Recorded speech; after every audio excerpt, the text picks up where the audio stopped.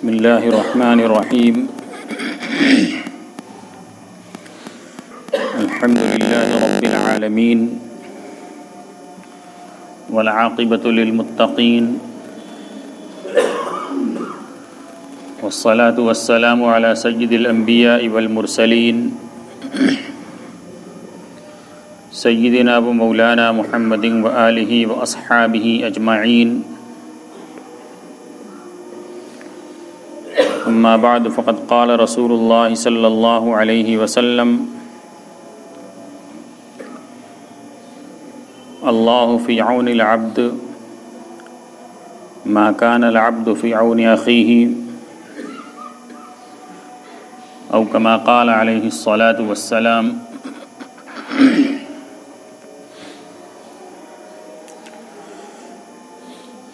میرے محترم بھائیوں، دوستوں، بزرگوں، گزشتہ جمعہ میں آپ حضرات کے سامنے اخلاق کے تعلق سے کچھ باتیں عرض کی گئی تھیں.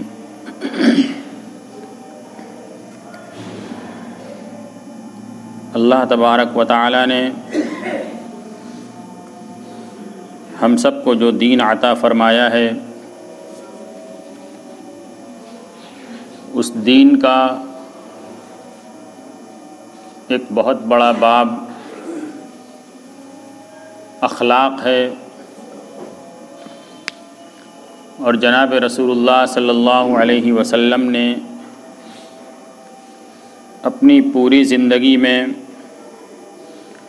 اس اخلاق کا عملی مظاہرہ کیا ہے. چاہے وہ نبوت کے پہلے کی زندگی ہو یا نبوت کے بعد کی زندگی ہو، آپ نے اپنی پوری زندگی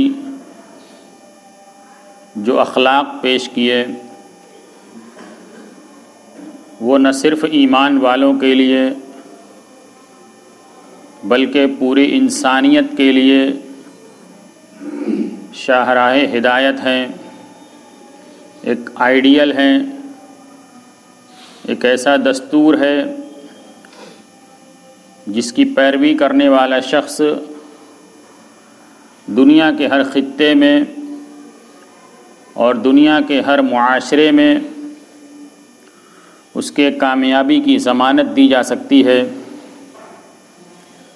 چاہے وہ کسی بھی مذہب کا ماننے والا ہو، کسی بھی قوم سے اس کا تعلق ہو، کسی بھی ملک کے اندر وہ بسنے والا ہو. اگر جناب رسول اللہ صلی اللہ علیہ وسلم کے اخلاق اس کے اندر ہیں تو 100% وہ آدمی کامیاب ہے.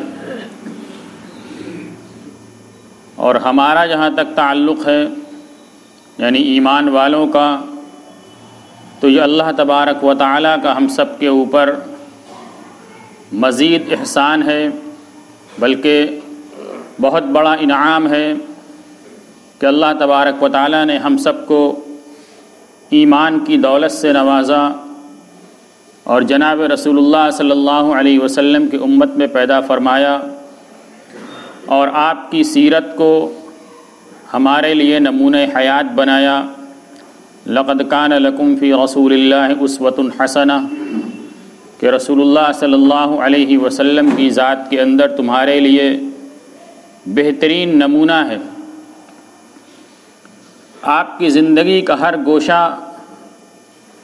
وہ ہمارے لیے نمونہ ہے، چاہے وہ ہماری انفرادی زندگی ہو، اجتماعی زندگی ہو، معاشرتی زندگی ہو، معاملاتی زندگی ہو، ہر ایک کے اندر ہمارے لیے آپ صلی اللہ علیہ وسلم کی ذات نمونہ ہے.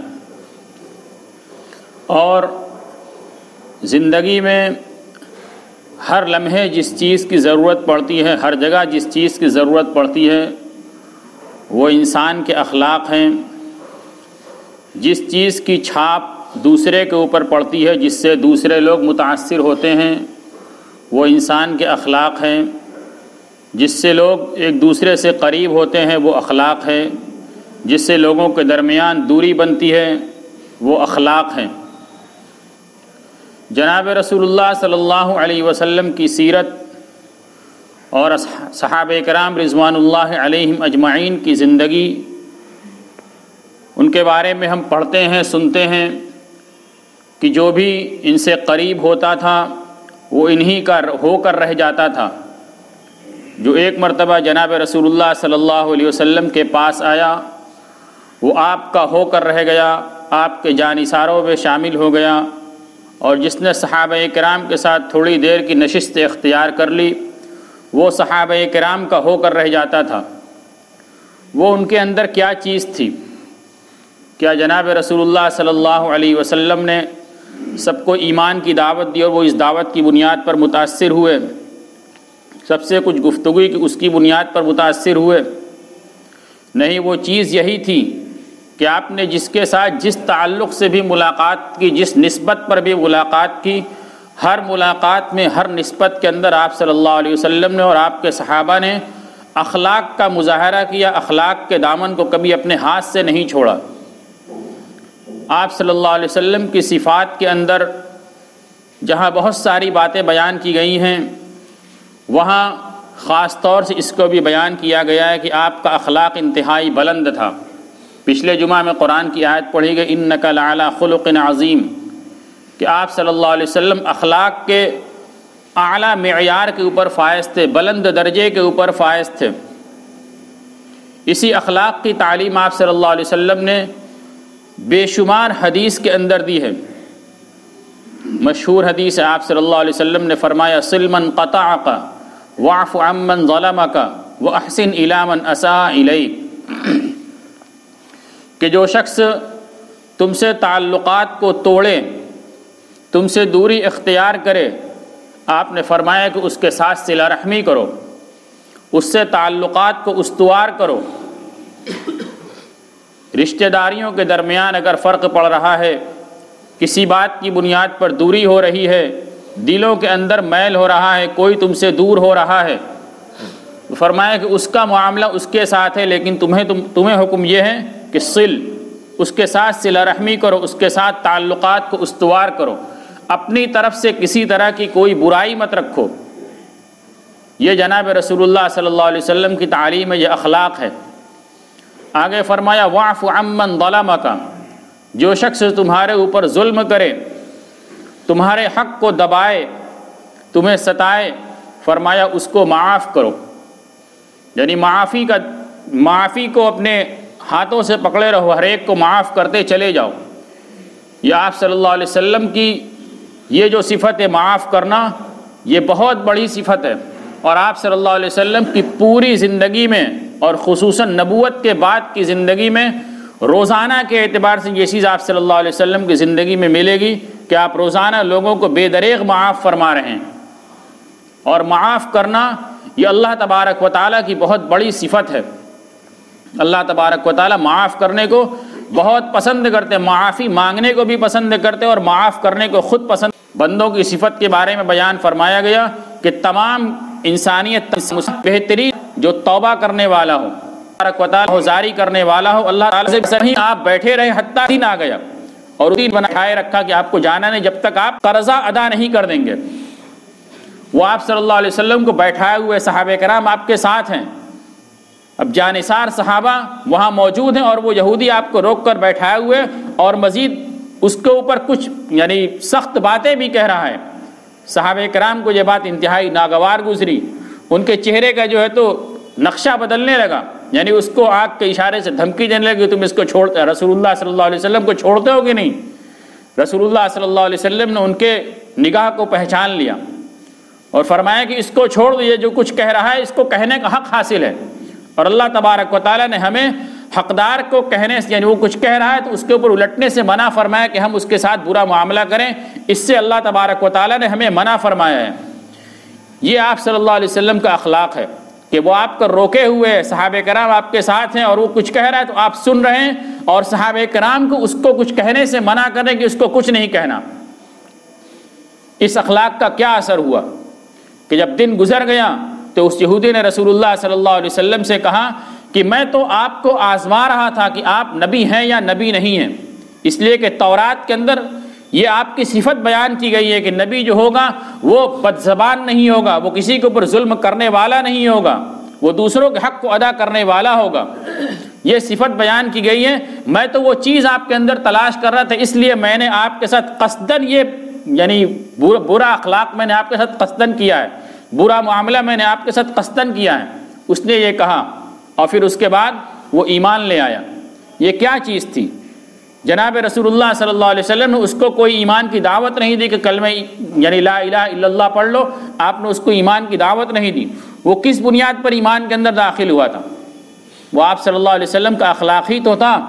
آپ نے اس کے ساتھ معاملہ کیا اور پھر اس کے بعد وقت پر نہیں دے سکے تو اس نے بندی بنایا، آپ بیٹھے ہوئے ہیں اور جو کہہ رہا ہے آپ سن رہے ہیں، اس کو کچھ الٹے اس کے جواب میں نہیں کہہ رہے ہیں۔ اس نے وہ صفات پالی جو تورات کے اندر آپ صلی اللہ علیہ وسلم کے بیان کی گئی تھی۔ آج ہماری زندگی اس سے کتنی دور ہے، ہر آدمی اس کا مشاہدہ اپنی زندگی میں خود کر سکتا ہے۔ میرے بھائیو، دوستو، بزرگوں، ہمیں اپنے اخلاق کو سنوارنے کی ضرورت ہے، خصوصاً اپنے زبان کی حفاظت کرنے کی ضرورت ہے۔ آج مسلمانوں کی پہچان کیا بن گئی کہ مسلمان یعنی اس کی زبان جب کھلے گی تو وہ گالی سے کھلے گی، بند ہوگی تو گالی سے بند ہوگی۔ کہاں چلے گئے مسلمان کے اخلاق؟ میرے بھائیو، دوستو، بزرگوں، یہ اللہ تبارک و تعالیٰ نے ہمیں جو زبان دی ہے یہ اچھے بول بولنے کے لیے دی ہے، اور برے بول بولنے سے جناب رسول اللہ صلی اللہ علیہ وسلم نے بے شمار حدیث کے اندر منع فرمایا ہے۔ حدیث کے اندر فرمایا گیا کہ جب تم بولو تو اچھی بات بولو، کہ جب تم بولو تو اچھی بات بولو، اور اگر اچھی بات نہیں بول سکتے تو خوش رہو، خاموش رہو۔